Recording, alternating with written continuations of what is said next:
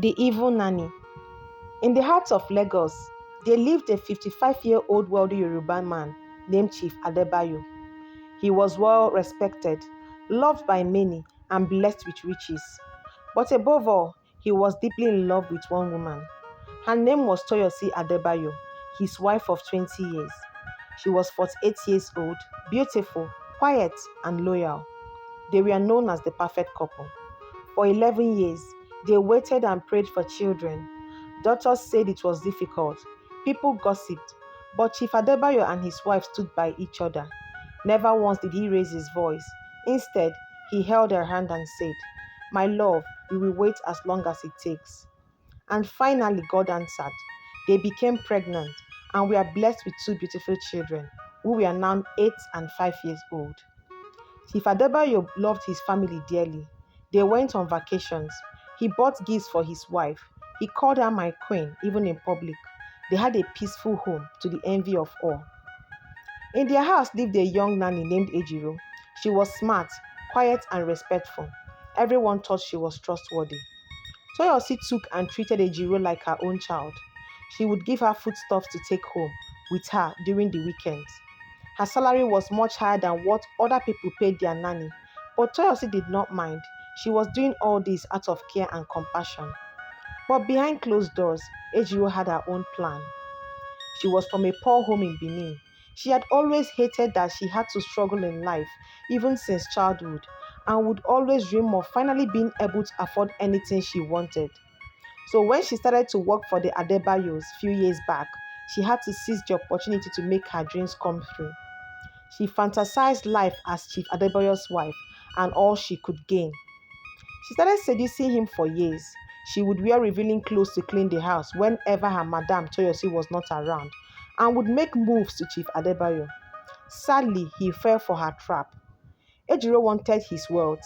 She wanted him to leave his wife and marry her. But Chief Adebayo never told his wife. He continued acting like the perfect husband, while he would sleep around with the nanny Ejiro behind closed doors. Chief Adebayo gave her money, gifts, affection, and everything she wanted, but Ejiro wanted more. She harbored plans of having his child. She knew it would seal everything and make her Oga marry her and put her in his will and future plans. She had it all planned out and worked towards it. Few months later, she discovered she was pregnant and her happiness knew no bounds. Finally, everything was falling into place. She was going to have his child and become Madame.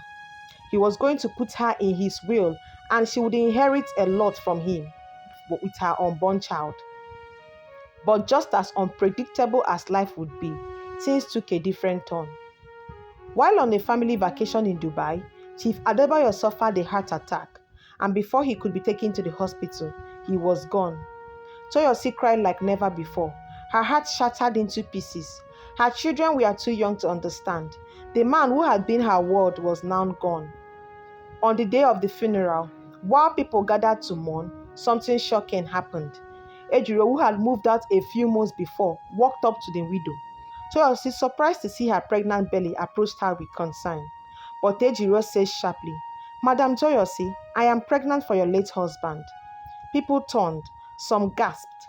Toyosi was shocked. She stared at her. "You lie," she said calmly. "You lie from the pit of hell." She ordered her to leave, and Ejiro left, but not for long. 3 months later, a court letter arrived. Ejiro had sued the widow. She wanted money. She said the unborn child belonged to Chief Adebayo.